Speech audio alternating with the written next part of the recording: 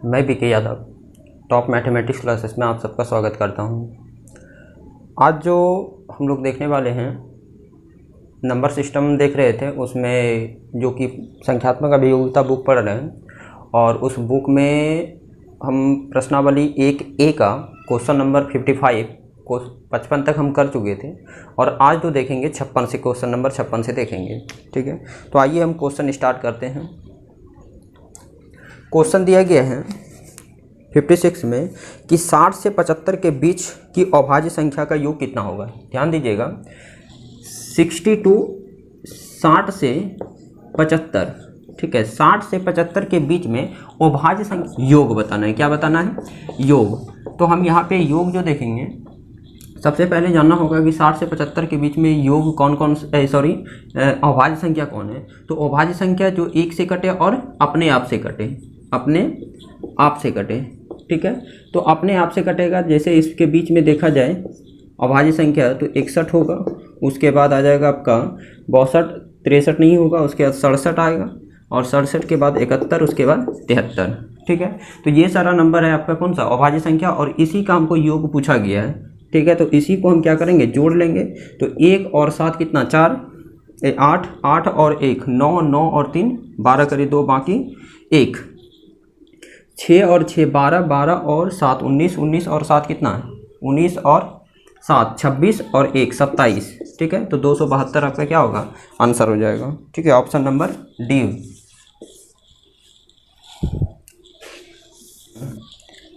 57 दिया गया है कि 3 अंकों की सबसे छोटी अभाज्य संख्या क्या है। तो ध्यान रखना है कि 3 अंकों की सबसे छोटी अभाज्य संख्या, तो 3 अंक शुरू कहाँ से होता है? 100 से शुरू कहाँ से होगा? 100 से। और अंत अगर देखा जाए तो कहाँ पर जा करके होगा? तो 999 में जाके अंत हो जाएगा, क्योंकि इससे जैसे अगर पीछे जाते हैं तो 99 जो कि 2 अंक की संख्या है, और आगे जाएंगे तो हो जाएगा कितना? 1000 जो कि 4 अंक की संख्या है। तो हमको तो ये सब लेना नहीं है, हमको चाहिए कहाँ से? 100 से। तो 100 से लेना है, तो कहने का मतलब है कि हमको 3 अंक का वैसा नंबर चाहिए शुरू से ही जो कि वो अभाज्य संख्या हो। ठीक है, अभाज्य संख्या जो अपने से कटे और 1 से कटे, बाकी अन्यथा किसी और नंबर से नहीं कटना चाहिए। तो हम 100 की बात करें तो 100 के बाद आगे चलेंगे तो 101 आएगा, फिर 102 आएगा और 103 आएगा। ठीक है, तो इस तरह से हम देखेंगे कि ये 100 तो मेरा होगा नहीं अभाज्य संख्या, और 101। अब सबसे बड़ी बात ये आती है कि हम चेक कैसे करें, हमको पता कैसे चलेगा कि इतना बड़ा सब नंबर है कि अगर डिवाइड करके और ऐसे पता भी नहीं चलेगा। तो इस केस में हम क्या करेंगे, एक छोटा सा ट्रिक अपनाएंगे जो कि वो और सभी जगह भी काम देगा। जैसे समझिएगा कि 100 जो है किसके स्क्वायर के आसपास आता है। ठीक है, जैसे हम बोले कि 10 किसके स्क्वायर के आसपास आता है, तो 3 के स्क्वायर के आसपास आता है, क्योंकि 3 का स्क्वायर कितना होता है? 9, तो 9 के आसपास ही आता है। तो ध्यान रखना है कि हमेशा इस नंबर से छोटा लेना है या तो इसके बराबर लेना है। ठीक है, या तो इससे क्या करेंगे, ये जो हमारे पास नंबर पहले से अवेलेबल है उससे या तो छोटा लेंगे या तो इसके बराबर लेंगे। ठीक है, तो अब यहाँ पर हम बात करेंगे कि 100 के आसपास होगा 10 का स्क्वायर, 101 के आसपास कौन होगा? 10 का स्क्वायर। 10 का स्क्वायर क्योंकि 100 होता है। तो अब यहाँ पे देखिए 1 से लेके 10 तक, ठीक है, 1 से लेकर के 10 तक में जो भी आपका अभाज्य संख्या है, अभाज्य संख्या है, ठीक है, उसको क्या करेंगे? नोट कर लेंगे, उसको नोट कर लेंगे। जैसे आपका अभाज्य संख्या 2 हो जाएगा, 3, 5, 7 और उसके बाद कोई नहीं है, 7 तक ही होगा। तो अब यहाँ पे देखिए नंबर हमने लिख लिया, 10 तक में जो भी अभाज्य संख्या वाला नंबर था उसको नोट कर लिए। अब क्या करना है कि ये सभी नंबर से जो हमारे पास 2, 3, 5, 7 है, ये सभी नंबर से अगर ये कट जाए, ये सभी नंबर से अगर ये कट जाता है तो इसका मतलब है कि ये अभाज्य संख्या नहीं है। ठीक है, और अगर ये सभी नंबर से कोई भी नंबर से ये नहीं कटता है तो इसका मतलब है कि ये अभाज्य संख्या है। ठीक है, ध्यान दीजिएगा फिर से कि ये सभी नंबर से अगर ये नहीं कटे, ठीक है, तो ये अभाज्य संख्या है। अगर ये सभी नंबर से ये कट जाए तो मतलब अभाज्य संख्या नहीं है। ठीक है, तो सबसे पहले 2 से चेक करेंगे, 2 से कभी कटेगा नहीं। 3 के पास आते हैं तो 3 दिया 9 बच जाता है, फिर 1 11 हो जाएगा, 11 फिर 3 से नहीं कटेगा। 5 से आते हैं, 5 दूना 10, 1 शेष बच जाएगा। उसके बाद 7 से आते हैं तो 7 एकम 7 बचा कितना? 4। जब 101 में 7 खिलाएंगे तो बचेगा कितना? जब डिवाइड करेंगे 7 से तो 3, और 3 और बगल में कितना 1, ये भी नहीं कटेगा। तो इसका मतलब है कि अभाज्य संख्या मेरा कौन होगा, स्टार्टिंग वाला 101 होगा, जो कि सबसे छोटी।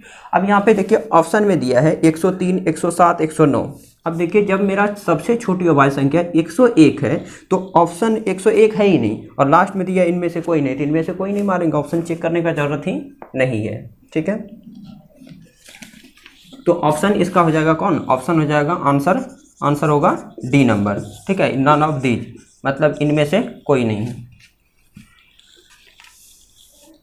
58 में दिया गया कौन सी निम्न में से कौन सी संख्या अभाज्य संख्या है। इसमें देखिए ऑप्शन लिखना पड़ेगा। क्वेश्चन देखिएगा 161, बी नंबर ऑप्शन है 221, सी ऑप्शन है 373 और डी ऑप्शन है 437।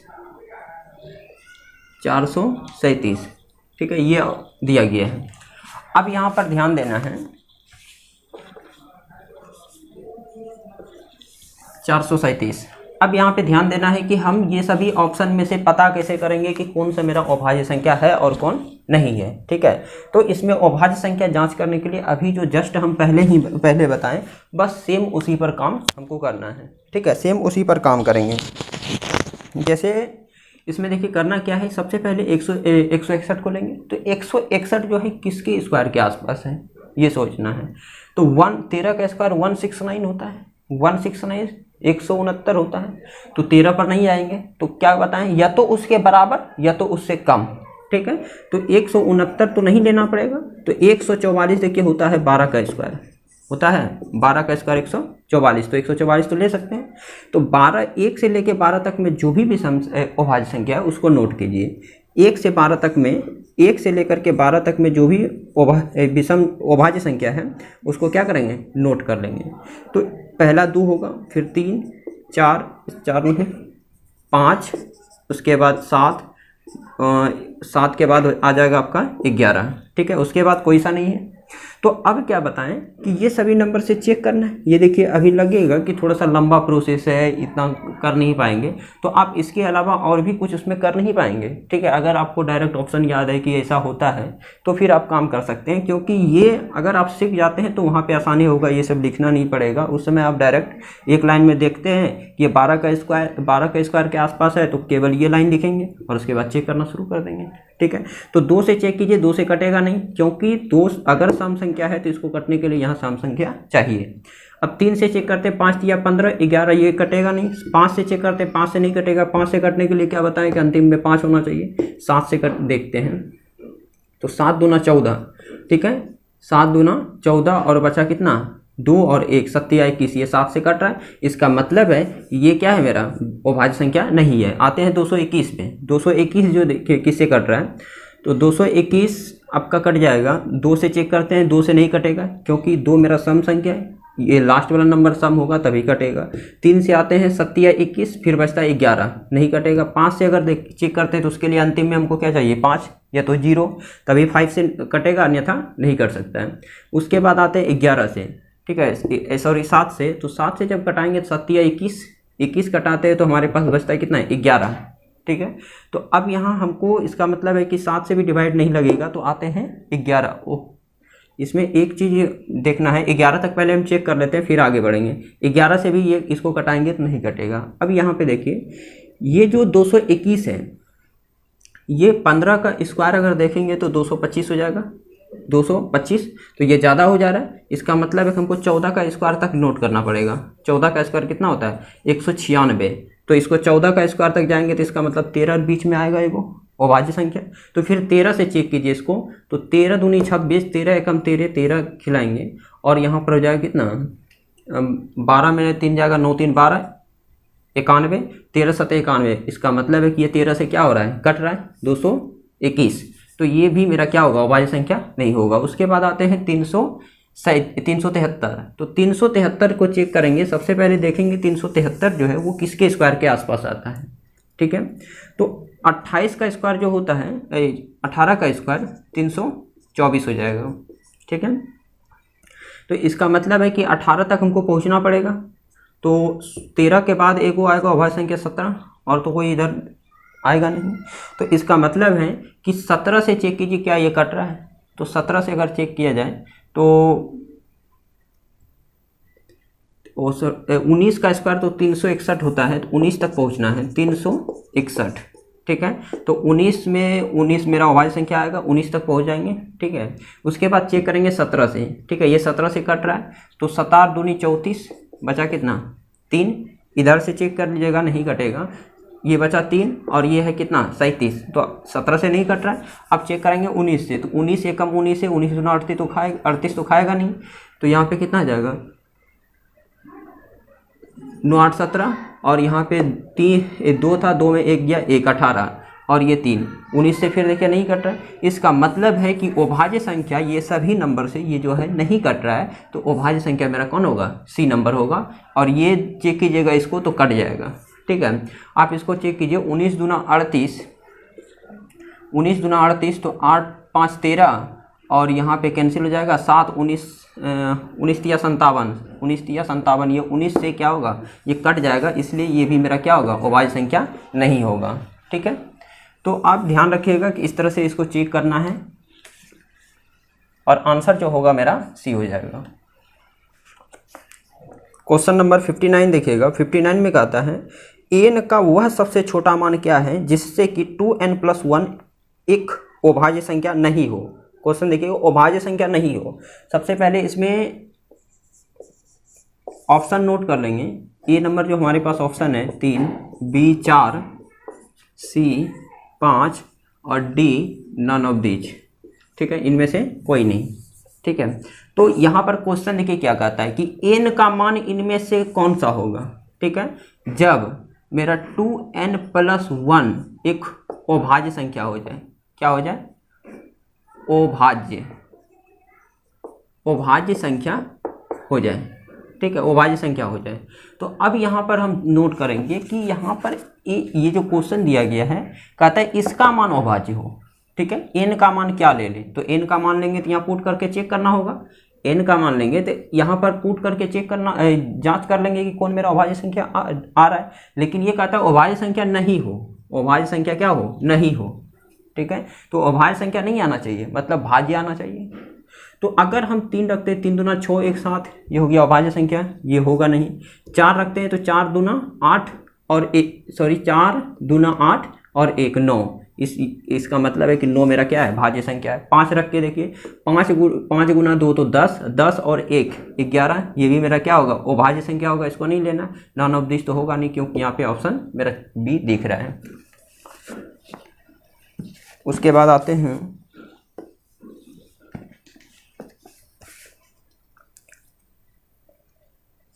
क्वेश्चन नंबर 60, ठीक है।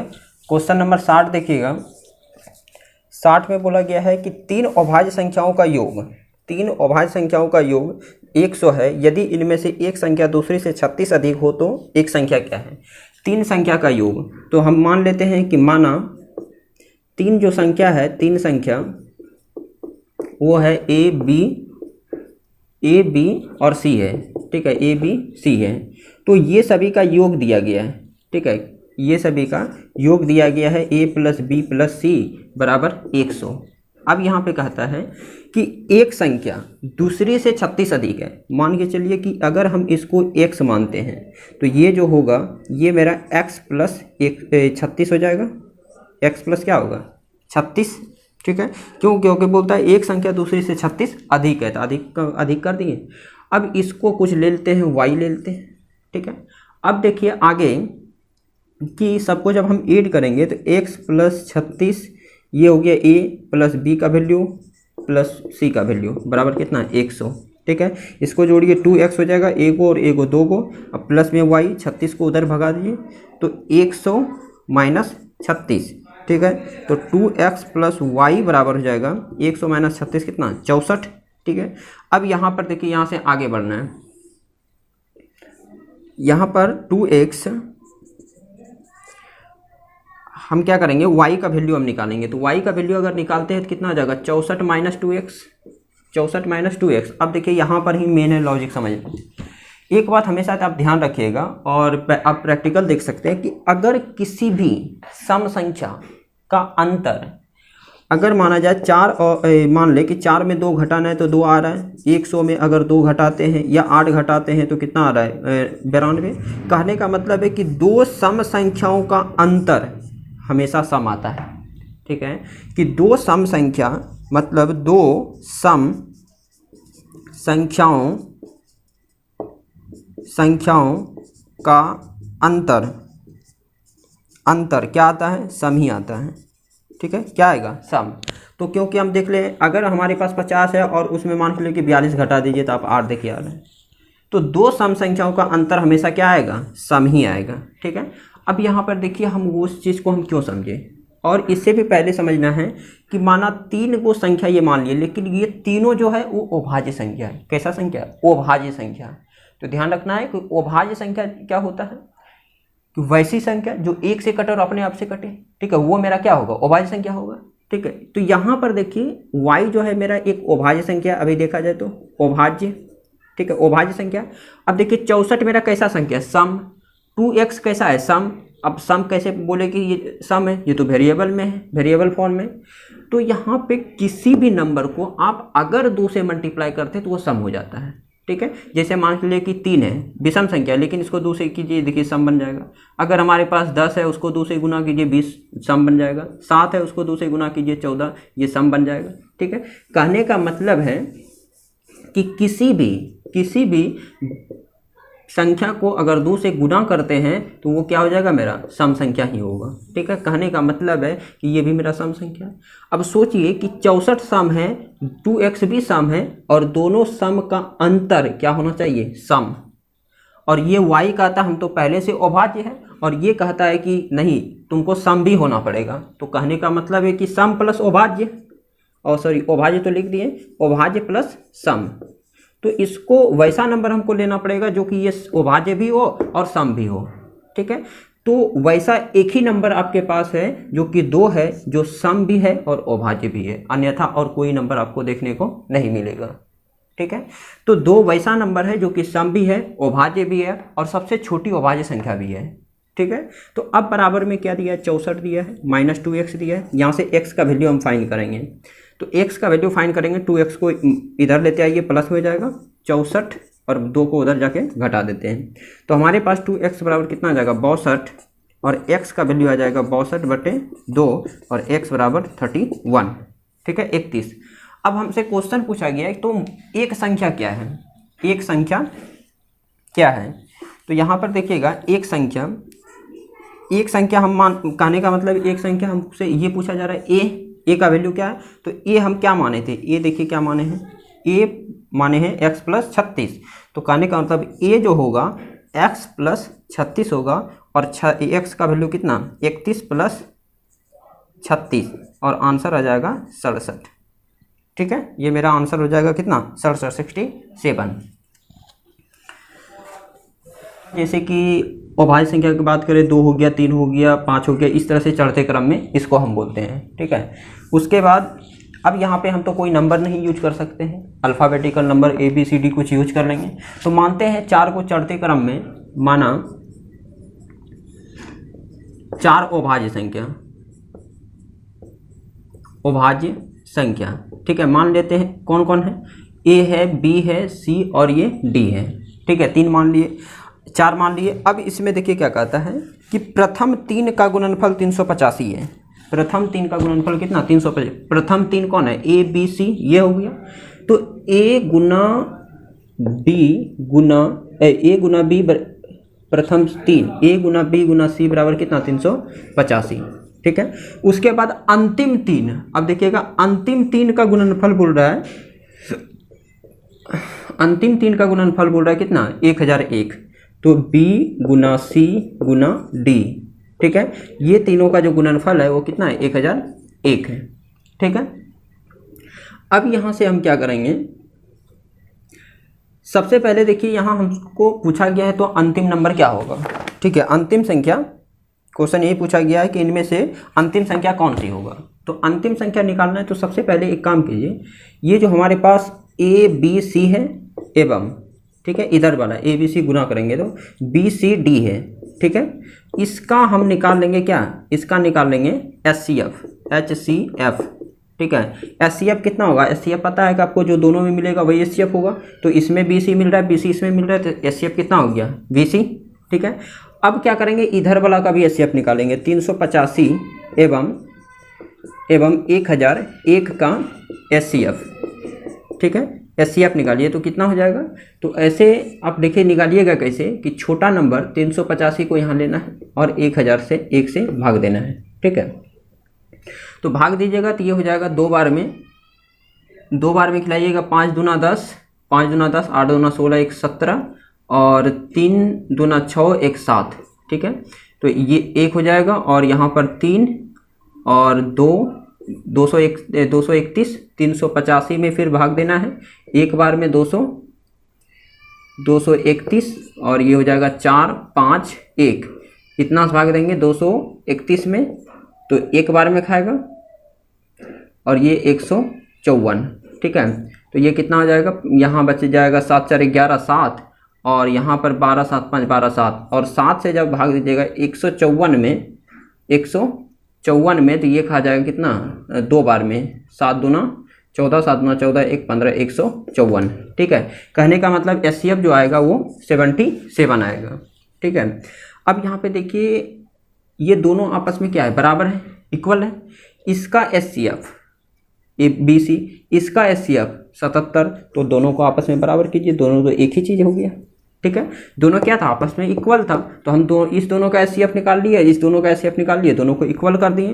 तो अब यहाँ पे BC का वैल्यू हमारे पास आ गया कितना, 77।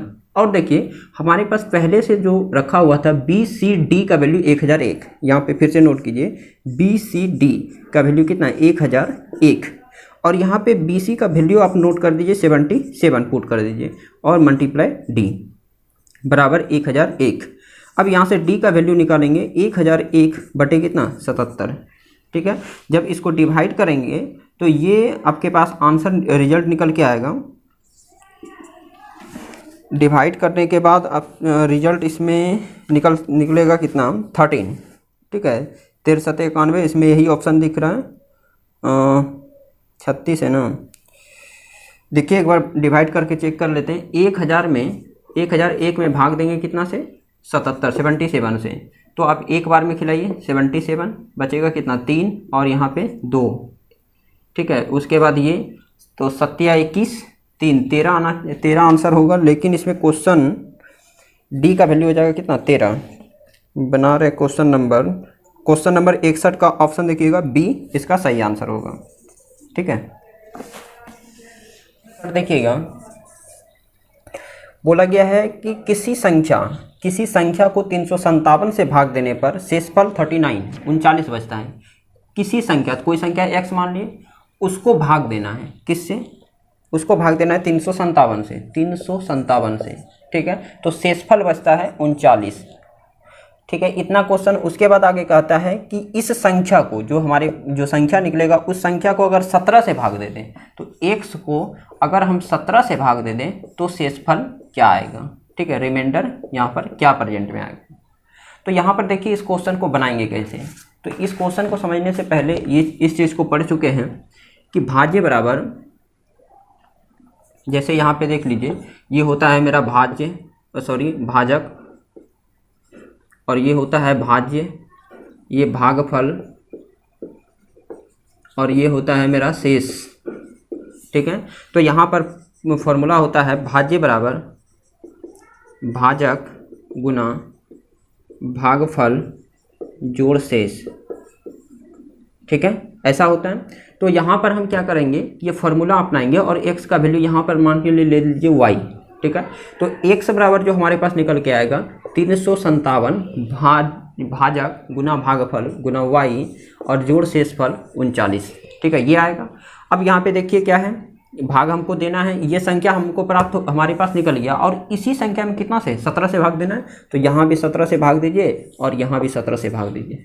ठीक है, और रिमाइंडर थ्योरम बताए थे कि रिमाइंडर कैसे निकालते हैं। जैसे याद कीजिए कि कहीं पर 9 रहता था और 5 भाग देना होता था 2 से, तो इसका रिमाइंडर हम निकालते थे कैसे, 2 से डायरेक्ट भाग देते थे और 4 दूना 8 बचा कितना 1, तो रिमाइंडर कितना आ जाएगा इसका 1। ठीक है। अगर कहीं 10 है और 3 है तो यहाँ पर रिमाइंडर, ठीक है, रिमाइंडर कितना आ जाएगा 1, ठीक है। इस तरह से रिमाइंडर हम फाइंड कर देते हैं। अब यहाँ पर देखिए 3y, ठीक है, 357, और एक बार और देख लीजिए, अगर 3 है और यहाँ 10 है तो यहाँ पे डायरेक्टली हम रिमाइंडर 3 लिख सकते हैं। क्यों? क्योंकि रिमाइंडर जो होता है इससे छोटा होता है, तो ये 3 ही हो जाएगा रिमाइंडर, ठीक है। तो इस चीज़ को ध्यान रखेंगे। अब यहाँ पर देखिए कि 357 में आप 17 से भाग दीजिएगा तो कट जाएगा पूरा पूरी और रिमाइंडर हो जाएगा 0, ठीक है। अब गुना, बगल में मान चलिए कि y के जगह कुछ भी वैल्यू होगा, y के जगह कुछ भी अगर वैल्यू होगा तो मान चलिए कि y ही आता है, ठीक है। ये हो गया, बीच में प्लस है, प्लस दीजिए। उसके बाद ये 39 से इसमें जब भाग दीजिएगा तो रिमाइंडर 19 दूना 38 आ जाएगा, कितना 1, ठीक है। अब रिमाइंडर को केवल आप नोट कीजिएगा, रिमाइंडर को, ठीक है। रिमाइंडर जो हमारे पास है, पहला है रिमाइंडर के बारे में अगर देखा जाए 0 गुना y प्लस 1, ठीक है, ये लिखेंगे तो ये 0 हो जाएगा और ये 1 हो जाएगा और ये वैल्यू आंसर मेरा कितना आ जाएगा, रिमाइंडर 1। अब यहाँ पे देखिए कि इस तरह से हमेशा जब बनाएंगे तो ये सीखने के लिए पहले इतना प्रोसीजर कर लेंगे, एक क्वेश्चन में पूरा चीज़ नोट कर लेंगे। उसके बाद जब हम दोबारा बनाएंगे तो इतना काम नहीं करना है। उसमें क्या करना है, यहाँ ध्यान से समझिएगा कि दोबारा हम क्या करेंगे। ये जब देख रहे हैं कि 17 से ये जब पूरा पूरी कट जाए तो ये 0 हो जाता है। ये 17 से अगर पूरा पूरी कट रहा है तो ये गुना होकर 0 हो जाएगा। तो कहने का मतलब है कि रिमाइंडर जो डिसाइड होगा कि रिमाइंडर क्या आंसर देगा, तो वो 17 से भाग देंगे किस में, इसमें, मतलब शेषफल। तो यहाँ पे समझिएगा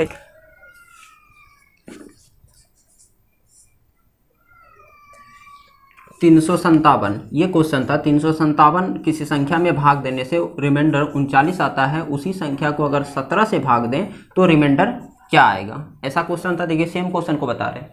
तो इसमें हम, तो आपको करना क्या है कि इस क्वेश्चन में 357, इस क्वेश्चन में आपको इसमें भाग देना है। अगर भाग देने के बाद पूरा पूरी कट जाए, अगर भाग देने के बाद पूरा पूरी कट जाए, कटने के बाद तो ऑटोमेटिक रिमाइंडर 0 आएगा। तो रिमाइंडर 0 आ जाए तो यहाँ पे हमको क्या करना है, 39 से भाग नहीं देना है, ये इससे भाग देना है 17 से, ठीक है। 17 से इसको भाग देना है। अगर ये पूरा पूरी कट जाए, ठीक है, तो रिमाइंडर आ जाएगा हमारे पास कितना, 0। तो क्या करना है, इसको ड्रॉप कर देना है। हमको उठाना है शेषफल को। शेषफल में डायरेक्ट भाग देंगे 17 से और ये दो बार में हो जाएगा 38 और शेषफल कितना आ जाएगा, 1 मेरा आंसर हो जाएगा। तो इसी तरह से करेंगे। सेम क्वेश्चन है, एक और क्वेश्चन 63 में दिया गया है, किसी संख्या को 893, किसी संख्या को 893 से भाग देना है। ये कोई संख्या मान लिए और उसको 893 से भाग देना है। भाग देने के बाद शेषफल 193 बचता है। और उसी संख्या को अगर 47 से भाग दें, इसी संख्या को किससे भाग दें, 47 से, तो रिमाइंडर कितना होगा, ठीक है। तो हम यहाँ पर मान लेते हैं y, नहीं तो मानने का ज़रूरत नहीं है। अब क्या करना है, इसको जिससे हमको भाग देने के बाद पूछा जा रहा है इसमें भाग करना है, ठीक है। क्या करना है, डिवाइड। और डिवाइड करेंगे तो ये पूरा पूरी कट जाएगा और रिमाइंडर देगा कितना, 0। रिमाइंडर कितना देगा, 0। तो इसको छोड़ देना है। अब हमको किसको उठाना है, शेषफल को। तो 193 को उठाना है और ये 47 से क्या करना है, भाग देना है, ठीक है। 47 से आप भाग दीजिएगा तो 2 बार में 4 गुना 8 और 5, 3 से आप भाग दीजिए, 3 से भाग दीजिएगा 7 या 21 और 4 तिया 12 और 3, 4 तिया 12 और 2 14, ठीक है। 5 से तो ज़्यादा हो जाएगा। तो यहाँ पर आप घटाएंगे तो कितना जाएगा, 2 और यहाँ पे 5, 52 इसका आंसर होना चाहिए शेषफल, ठीक है। 63 नंबर का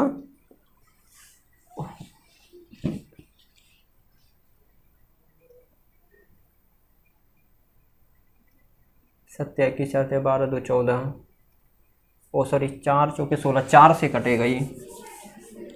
4 से अगर भाग देते हैं तो 7 चौका 28 और 4 चौके 16 और 2 18। अब ठीक है। और यहाँ पे 13, 8 5 13 हो जाएगा और ये बचेगा कितना, यहाँ पर 8 0, केवल ओनली 5 यहाँ आंसर आएगा। शेषफल 5 है। क्वेश्चन 63 का जो आंसर होगा वो बी नंबर हो जाएगा, ठीक है। तो आंसर जो होगा 63 का आंसर होगा वो बी नंबर, जो कि 5 आंसर दिया गया है, ठीक है। तो अब सेम क्वेश्चन है, आप इस आधार पे सारा क्वेश्चन को नोट करेंगे और उसको बनाएंगे।